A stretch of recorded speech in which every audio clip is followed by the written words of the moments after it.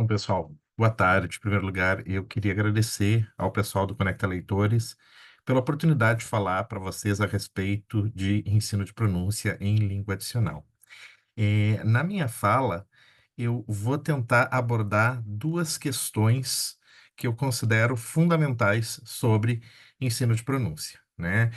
Primeiro, as razões pelas quais, né, a gente deve ser motivado a realizar, né, um ensino de pronúncia na sala de aula. Em segundo lugar, o modo como este ensino de pronúncia pode ser conduzido. Então, basicamente, a minha fala vai se dividir em dois momentos, tentando responder a essas duas perguntas, né? Primeiro, quais as razões para trabalharmos pronúncia na sala de aula?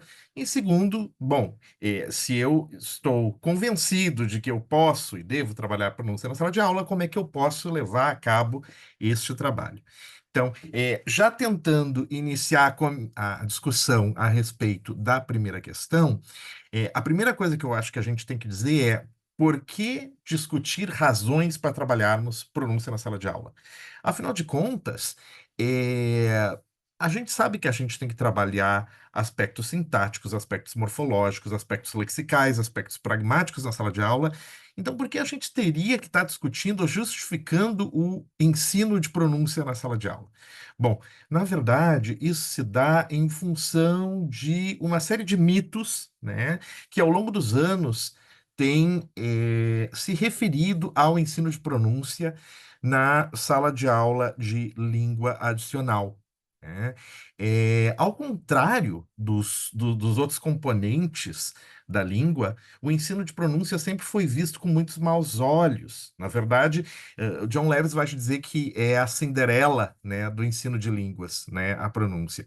Porque, na verdade, ela sempre foi tratada como uma gata borralheira e, no final das contas, a pronúncia acaba desempenhando um papel fundamental em qualquer aula de língua adicional. Mas por que então a gente tem que justificar, né, o tratamento do componente fonético fonológico, né, na sala de aula? Bom, eu penso que a gente tem que justificar em função de uma série de questionamentos, né, que nos atravessam como professores, né? Uma série de questionamentos que provavelmente vocês já tiveram que responder ao longo da carreira de vocês, né? E que, de certa forma, também expressam uma série de concepções, e muitas vezes concepções equivocadas a respeito do ensino de pronúncia, né? Então, muitas vezes a gente é questionado quando e com que frequência a gente deve ensinar pronúncia, né? Outra pergunta muito comum é, será que eu preciso explicitar o aspecto fonético-fonológico? Será que eu tenho que fazer uma tomada de consciência a respeito desses aspectos, dado que o componente fonético-fonológico a gente poderia adquirir basicamente implicitamente, né? A terceira pergunta também que se faz é, bom, se eu estou convencido de que eu tenho que trabalhar a pronúncia, como é que eu vou fazer isso? Ouvindo, repetindo, ouvindo, repetindo, ouvindo, repetindo, de uma forma mecânica, né? Basicamente, muitos professores ainda pensam, lamentavelmente, que o ensino de pronúncia só se resume a ouvir e repetir mecanicamente, né? E a quarta pergunta, que eu acho que expressa o maior estereótipo de todos a respeito do ensino de pronúncia, diz respeito ao objetivo final. Seria, né, o objetivo final do ensino de pronúncia levar o aprendiz a falar como um falante nativo, né? Obviamente, eu já vou responder negativamente essa pergunta, porque eu acho que a gente já tem isso muito claro que não, né? Até porque a gente deveria discutir o que que seria um falante nativo. Mas, lamentavelmente, essa é uma pergunta que ainda permeia o cenário de ensino de pronúncia, porque muitas pessoas, né, ainda pensam isso, né? Muitas pessoas, não somente leigas à área, mas também profissionais da área, né? Então, vou tentar, para dar conta desse primeiro objetivo da minha fala, a respeito das razões que levam a gente a discutir, a ensinar pronúncia, tentar abordar, então, cada uma dessas perguntas, né? Passando pela primeira, quando e com que frequência devemos ensinar pronúncia? E aí, na verdade, a resposta acaba sendo por que essa pergunta, né? Será que é possível não ensinar pronúncia, né? Na verdade, eu penso que se a gente usa oralidade na nossa sala de aula, a gente já está, de alguma forma, ensinando pronúncia, ainda que implicitamente. Mas o uso da língua em diferentes situações, né? O trabalho com vocabulário, né? O trabalho com expressão oral também configura ensino de pronúncia, porque na verdade a pronúncia está em tudo que é parte da oralidade, né? Então a questão é não se a gente deve ou não ensinar, porque a gente, desde que esteja usando o componente oral, a gente está sempre ensinando pronúncia. A questão diz respeito mais a um ensino de caráter mais implícito ou mais explícito de pronúncia, né? E é nesse sentido que eu digo que a gente está sempre ensinando pronúncia, só que muitas vezes implicitamente, né? Trabalhando com um modelo de pronúncia a partir da exposição do aluno à nossa própria fala, à fala dos colegas e a qualquer outro tipo de exposição, seja áudios, vídeos, enfim, né? Mas a questão é que a gente pode ensinar pronúncia não somente implicitamente, mas também explicitamente, né? E isso me remete para a segunda pergunta que eu fiz, que diz respeito ao fato de que, bom, a aquisição de linguagem, em sua maior parte, se dá através de um processo implícito, ou seja, a gente não precisa receber regras ou sistematizar tudo aquilo que a gente vem a usar em termos de estrutura linguística. Isso é um fato. Mas será que isso, né, garante que a gente não precise explicitar alguns aspectos do componente sonoro da língua? A minha resposta é que não, isso não é garantia. Então, nós estamos sempre trabalhando o componente fonético-fonológico implicitamente, mas às vezes, assim como com qualquer outro componente da língua, é preciso uma chamada de atenção, né? Para que o aprendiz se dê conta de alguns detalhes que poderiam vir a passar batidos, né? E esses detalhes, sobretudo, têm que dizer respeito a uma funcionalidade do sistema, ou seja, eu não estou falando apenas um detalhezinho para soar mais como um aprendiz paulistano ou carioca, enfim. Não, eu não estou falando sobre isso. Eu estou falando sobre aspectos que vão garantir a inteligibilidade da fala, né? Só que a gente tem um rol de pesquisas, né, sobre percepção e produção dos sons que mostram que a gente, enquanto aprendiz de uma nova língua, a gente ouve com os ouvidos da nossa língua materna.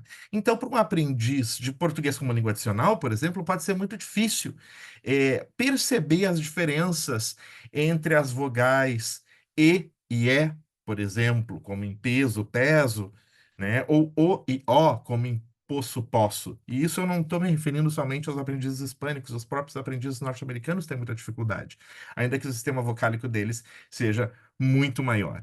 Então, para esses casos em que o aprendiz não percebe as diferenças, né?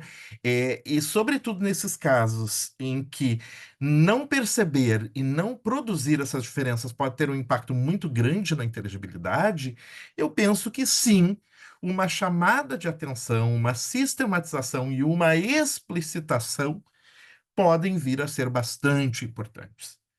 Ok, mas o ensino de pronúncia não é só explicitar, dizer, ó, existem duas vogais, existem tais consoantes que a gente não tem na língua materna. A gente tem que praticar, né? E um dos estereótipos, né, de que o ensino de pronúncia é chato ou enfadonho, diz respeito justamente à necessidade que o aprendiz tem de ter uma prática sistemática para que ele possa ter uma acomodação articulatória de modo a produzir esses sons de uma maneira, né, que seja inteligível. Então, sim, existe um momento da prática que é mecanicista, ou seja, uma prática de ele tem que ouvir, ele tem que praticar. Mas aí entra uma outra questão, que é a minha terceira. Será que ensinar pronúncia é só ouvir e repetir? E aqui a gente pensa que não. A gente pensa que ouvir e repetir fazem parte de uma prática de pronúncia, mas que essa prática ela é muito maior, né? A automatização motora ela é necessária, mas o ensino de pronúncia não se resume a ela. Isso é parte do trabalho. A gente não vai ficar trabalhando com sons isolados completamente desvinculados da realidade. E sobre isso eu vou falar um pouquinho mais na segunda parte da minha fala. A última pergunta diz respeito ao objetivo maior do ensino de pronúncia, né? Seria ele levar o aprendiz a soar como um falante nativo da língua? Bom, essa é uma das maiores aberrações que a gente tem enquanto concepção equivocada a respeito do ensino de pronúncia. Porque primeiro a gente deveria perguntar o que que é um aprendiz, o que que é um falante nativo da língua, né? Dada a diversidade de variedades do português brasileiro ou de qualquer outra língua. Então, a gente sabe que se por muito tempo, né, o princípio da natividade, que era esse princípio de que o aprendiz tem que falar como falante nativo, seja lá quem seja, quem for esse falante nativo, né? Esse princípio, ainda que ele tenha prevalecido durante as décadas de 50, 60, 70, desde a década de 90, ele abriu espaço para o princípio da inteligibilidade, que vai dizer que não é um problema trazer marcas da nossa língua materna, muito pelo contrário, isso é, de certa forma, né, constituinte daquela pessoa que a gente é, da nossa história. Então não é um problema trazer marcas da L1. Não é um problema ter sotaque, né? O problema é quando a nossa fala não é inteligível o suficiente, né? Quando a nossa fala não é inteligível nem para falantes nativos, nem para falantes não nativos do idioma, né? Eu, com o meu acento de língua materna, tenho que ser funcional e me fazer entender não somente com brasileiros, mas com portugueses ou com qualquer estrangeiro que esteja falando português como língua franca. E aí é que a gente entra nesses construtos. A inteligibilidade, que é o principal objetivo do ensino de pronúncia, a compreensibilidade, que diz respeito ao grau de esforço cognitivo que um aprendiz ou um ouvinte qualquer, seja ele aprendiz ou não, vai ter que depender para entender esse aprendiz, e o grau de acento, que seria o sotaque, né? Que, claro, o ensino de pronúncia também vai atuar sobre esse aspecto, mas aqui nós temos uma progressão. O objetivo maior do ensino de pronúncia é a inteligibilidade, né? Depois a compreensibilidade e, se o aprendiz quiser, né, pode ter ser levado a trabalhar numa questão de redução de acento. Mas eu não vejo isso como uma necessidade, não, né? O objetivo do ensino contemporâneo de pronúncia é a fala inteligível. E mais do que a produção inteligível, é contribuir, através do ensino de pronúncia, para que esse aprendiz também desenvolva as suas habilidades de compreensão oral, né? Uma boa maneira de trabalhar compreensão oral em sala de aula é através da sistematização dos aspectos fonético-fonológicos. Tá? Então, eu chego agora na segunda parte da minha fala, que é, bom, se eu sei que o ensino de pronúncia não deve priorizar uma variedade nativa, se eu sei que o ensino de pronúncia não é só ouvir repetir, como é que eu devo levar a cabo o meu ensino de pronúncia, sabendo que eu vou ensinar pronúncia tanto implicitamente quanto explicitamente, né? Eu penso que o ensino de pronúncia ele pode ser voltado especificamente para unidades temáticas que se voltam especificamente para a pronúncia, mas também e sobretudo para unidades temáticas que não trabalhem unicamente a pronúncia como um aspecto em específico, mas de modo integrado aos outros componentes da língua, né? Língua é língua. A gente não tem como separar fonologia, morfologia, sintaxe. No momento que a gente está produzindo língua, a gente está produzindo todos os aspectos formais e a gente pode pensar na aula de língua adicional como um ambiente em que todos esses aspectos estão sendo trabalhados, né? Alguns mais explicitamente do que outros, mas sempre desenvolvendo todos esses aspectos, né? Para que isso possa vir a acontecer, a gente defende que o ensino de pronúncia deve ser contextualizado, ou seja, não basta chegar e dizer hoje nós vamos aprender as vogais, hoje a gente vai aprender a fazer a distinção entre e e é. Esse não é o foco, né? A gente vai comunicar, vai trabalhar com um tema comunicativo e para desenvolver bem esse tema, a gente vai precisar de alguns aspectos formais, dentre os quais estão o componente fonético, fonológico, as questões do componente fonético-fonológico.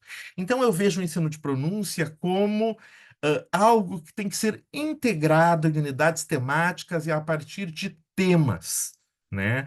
Pré-definidos pelo professor, temas de comunicação que levam o aluno a aprender muito mais do que pronúncia, mas todos os aspectos de comunicação que são necessários para ele se expressar naquele tema em específico. Então, nesse sentido, a definição do aspecto de pronúncia que eu vou trabalhar está intimamente relacionada à questão da escolha dos itens lexicais. Ou seja, eu não vou dizer, hoje eu vou aprender 6 anos. Não, eu vou aprender a falar sobre cinema, eu vou aprender a falar sobre alimentação, e a partir daí eu vou trabalhar aqueles aspectos fonéticos fonológicos que estão a serviço, né, da boa inteligibilidade acerca desse tema. Né?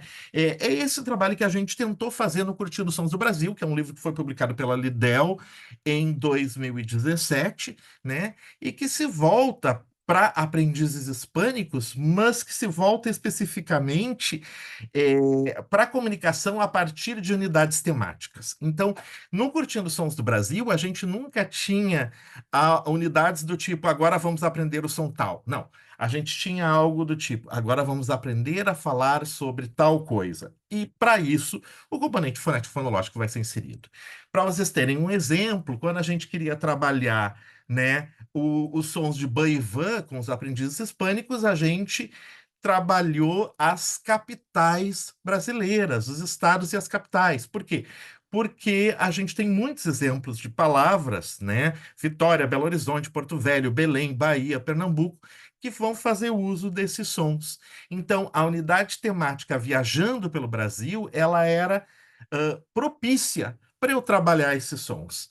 Assim como trabalhar com filmes brasileiros me permite, né, operar com a explicitação da distinção entre sons Saizã, né? Eu tenho vários filmes brasileiros, como Zuzu Angel, né, Casa da Mãe Joana, que vão permitir que eu possa fazer uma reflexão a respeito da distinção, por exemplo, entre pares mínimos como caça e casa, né?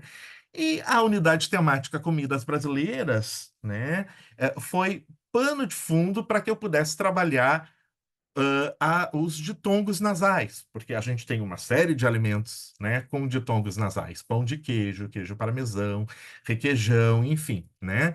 Então, na verdade, o nosso objetivo eu não quero que o aluno termine a aula dizendo eu aprendi só pronúncia. Eu aprendi a falar sobre um determinado tópico. E eu também aprendi pronúncia, mas eu também aprendi muito vocabulário e eu aprendi uma série de outras coisas para além da pronúncia. Então, eu convido vocês a visitarem a página da Lidel, né? Podem botar só no Google o nome do livro que vocês vão ver, vai estar lá disponibilizado o índice, e o índice do livro ele é bem interessante porque ele mostra justamente quais as unidades temáticas que nós trabalhamos, né? E a ideia é justamente essa, a sistematização da pronúncia, ela não é o fim, ela é o meio para a gente poder trabalhar com o, né, um tema comunicativo muito maior, que a partir do qual os alunos vão efetivamente aprender pronúncia, mas também outros aspectos da língua. Então, tentando sumarizar o que a gente viu aqui muito rapidamente, a ideia é de que o ensino de pronúncia deve ser integrado a outros componentes, né? Pronúncia é parte da língua e a língua é composta de uma série de componentes formais, né? A partir de um tema comunicativo claro, né? Momentos de explicitação podem ser incluídos. Mas a aula de pronúncia não é só falar sobre pronúncia e não é só uma pedagogia ouvir e repetir, né? A aula de pronúncia tem que ser uma oportunidade de língua em uso, como qualquer outro componente. E, sobretudo, o mito do falante nativo deve ser abandonado. Porque nós estamos, né, considerando que língua é um fenômeno dinâmico e, dessa forma, não existe só um falante nativo, né? Em outras palavras, o que eu estou tentando dizer para vocês é que, na verdade, a gente deve ensinar pronúncia como a gente ensina qualquer outro componente da gramática. Se vocês estiverem fazendo isso, bom, vocês vão estar ensinando pronúncia e vocês, sobretudo, vão estar ensinando língua, o que é o que a gente realmente quer. Né? A gente quer ensinar língua em uso, a gente quer, né, ensinar funções comunicativas. Deixo aqui o meu endereço de e-mail para vocês, deixo também o meu Instagram, né? E realmente agradeço pela oportunidade de estar falando aqui com vocês. Muito obrigado.